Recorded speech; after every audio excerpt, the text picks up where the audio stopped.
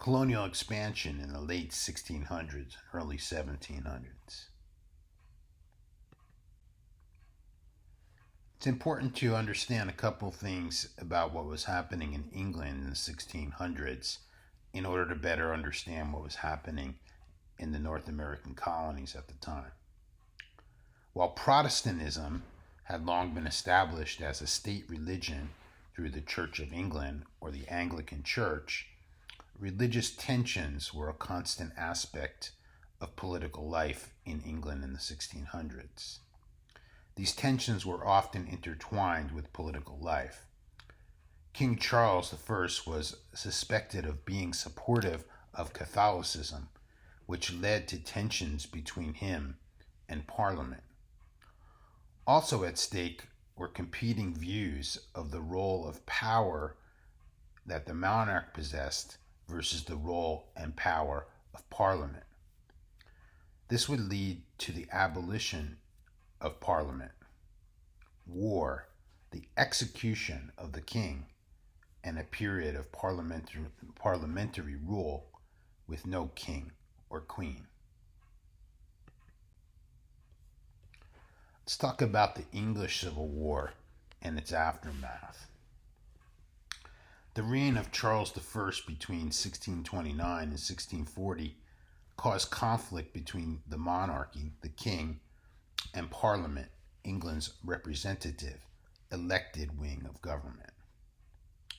Part of these tensions stemmed from the king's perceived support of Catholicism and Parliament's Puritan leanings.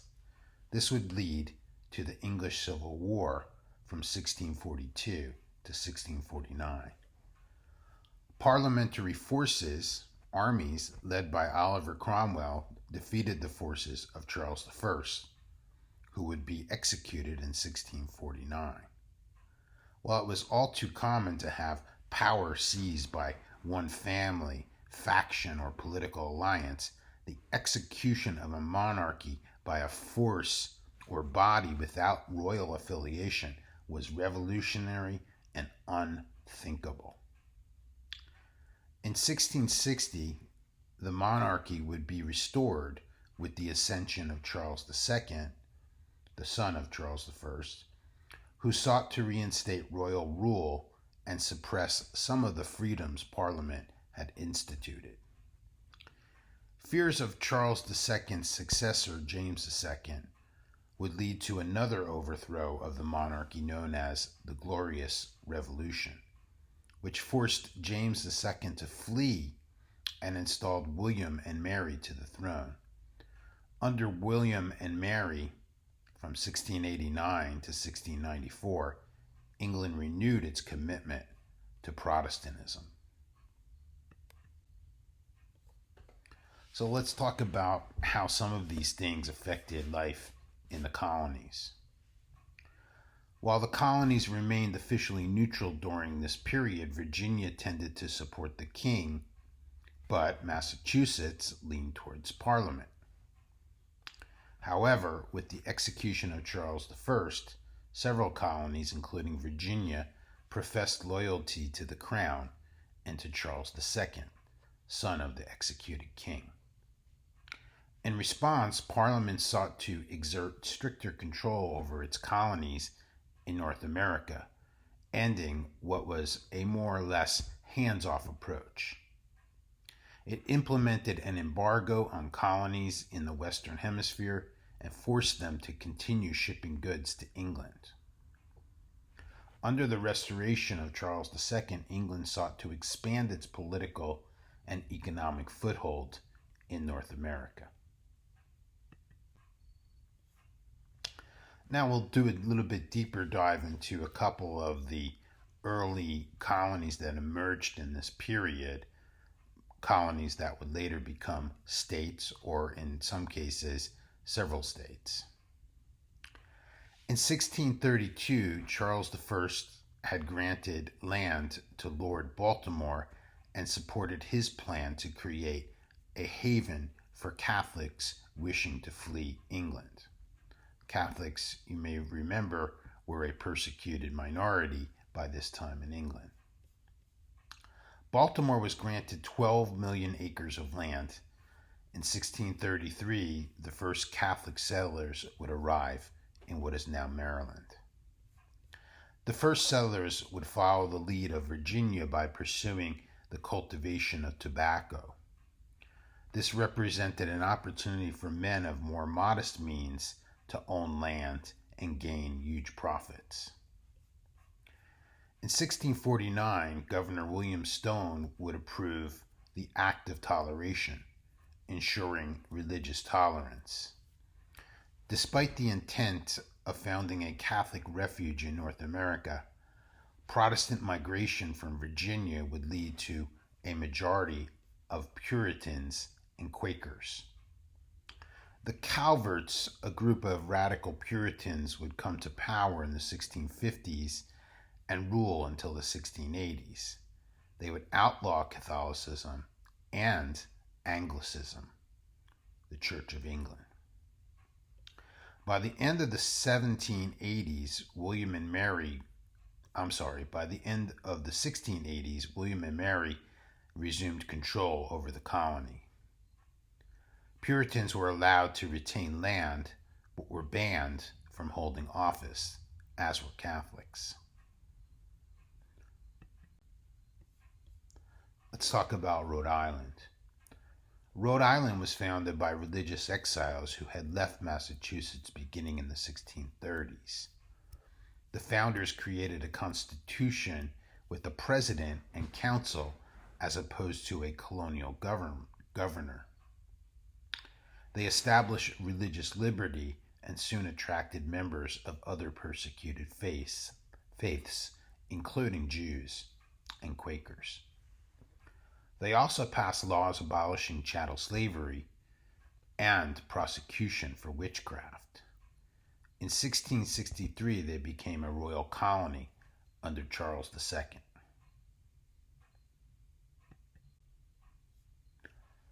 Let's talk about our state, New Jersey. In 1664, William Penn, a Quaker, was granted a tract of land in what was referred to as West Jersey. Penn's intention was to found refuge for Quakers. The Quakers' emphasis on religious tolerance would lead to a diverse migration of people from various European countries and religious faiths. What is now New Jersey was originally part of New Netherland, the Dutch-controlled territory which includes what is now New York. After being divided for a time into East and West Jersey, the colony was united as one in 1702.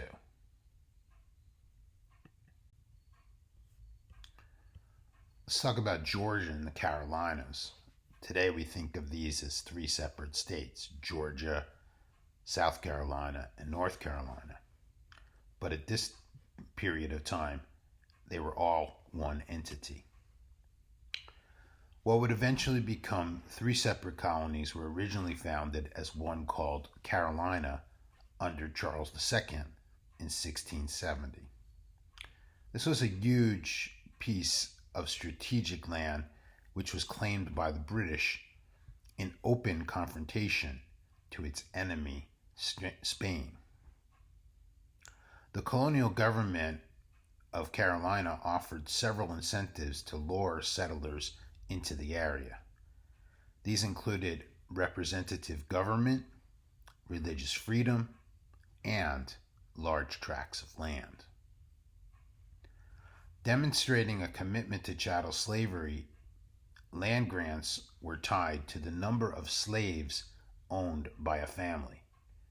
Each family in the area received 150 acres for each member, but for the purpose of land grants, slaves were counted as family members.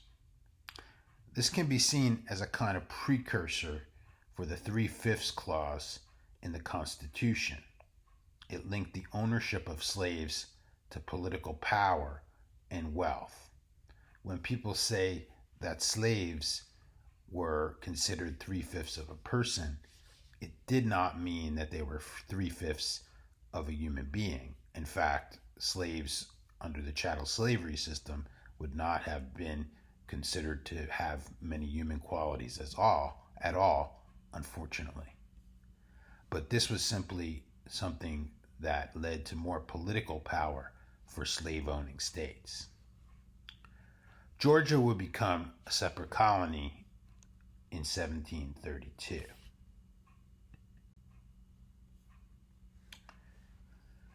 At this time, there was an emerging American identity. Though people didn't necessarily call it American, they were beginning to form a distinct identity in the North American colonies. Despite there being a continued sense of belonging with England, a new American identity was forming by the 1700s, by the mid 1700s. People in various colonies were seeing themselves connected to other American colonies. Other European groups merged with indigenous and African peoples to create diverse cultures.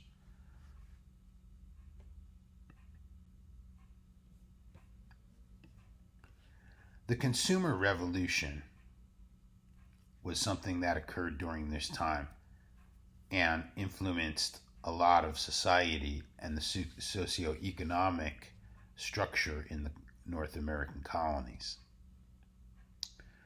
The colonies' trade with Britain increased incomes, which led to largely positive associations with the crown and the homeland. With rising incomes, colonists could increasingly afford to buy new consumer goods. This reflected a change in status and upward mobility. Trade involved North American colonies buying goods from England, but British colonies in the Caribbean also traded with North American colonies. Sugar was bought from places like Jamaica and St. Vincent, while lumber and prefab house frames went to the Caribbean. England sought to benefit economically by taxing the exchange of goods. However, it was hard to impose taxes because evasion was common and enforcement was difficult. Society consisted of merchant elites at the top who not only had economic power, but social and political influence. In what were called the middling classes of shopkeepers and artisans. At the bottom were laborers who included slaves, free people, and some indentured servants. While society became more socially nuanced and fluid in most northern colonies, a more hierarchical and rigid class structure continued to develop in Virginia and the rest of the South. Virginia estates continued to grow in size, creating a need for more and more labor. Laws prevented these large estates or plantations from being divided and ensured that these lands would be passed down from one generation to the next through the eldest male.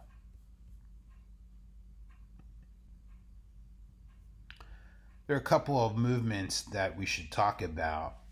One is the Great Awakening, and the second is the Enlightenment period.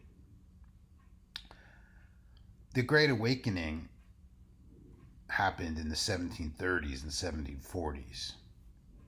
The Great Awakening involved religious figures in the North American colonies who became concerned that new generations had lost the intent and the spirit of the first generation of religious dissenters who had founded some of the earliest religious communities. Preachers like Jonathan Edwards stirred up congregants with heated and passionate speeches, and members often responded with physical gyrations. This created a spectacle which attracted more followers, but also caused a great deal of skepticism. The Great Awakening died out by the 1750s, but it laid some of the groundwork for political dissent by emphasizing a decentralized church and by putting an emphasis on the questioning of authority.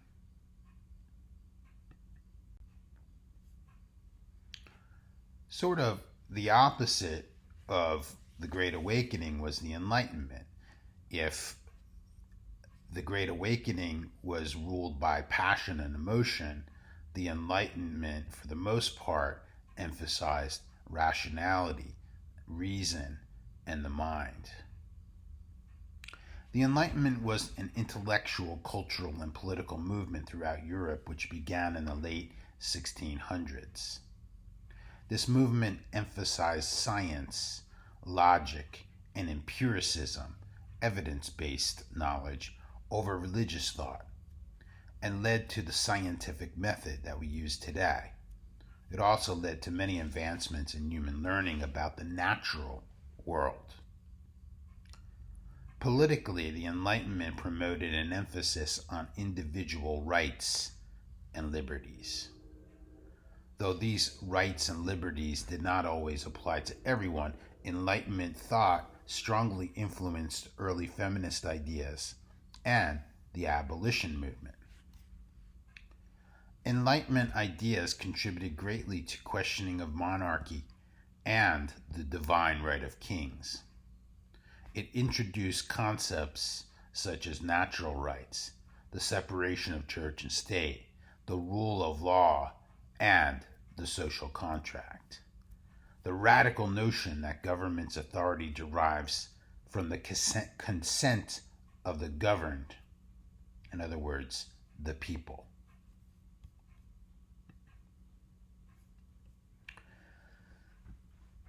Print culture and industry were also important influences in the North American colonies. Print culture developed and took root in North American colonies by the mid to late 1600s. Print culture in the South was more discouraged and suppressed than in England. Print culture was viewed with suspicion by land-owning elites and slave owners. Bacon's Rebellion is one example that represented how rebellion and a challenge to the governor and the elite landowning establishment could be spread through the press. In England, print culture was more encouraged. Printed material was both a source of spreading Christian religious doctrine, but was also a source of political debate and dissent. Boston was the center of printing for most of the colonial period. However, Philadelphia became the center by the 1770s. Part of this was Benjamin Franklin's influence. Part of this was the influence of German immigrants who created a market for German language publications. Let's talk about a couple takeaways. British colonial expansion in North America was varied and complex, with religion, politics, and economics playing significant roles. Political upheaval and dissent influenced North American attitudes and politics.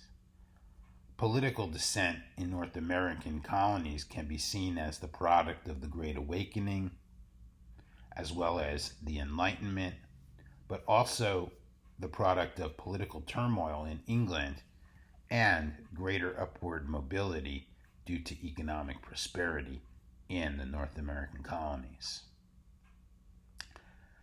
Next time we'll take a deeper dive into chattel slavery and indentured servitude, and the week after that we'll talk about the road to revolution and talk about what actually caused the revolution, as well as what were some bigger influences in getting the colonies to see themselves as a separate country and eventually a separate nation.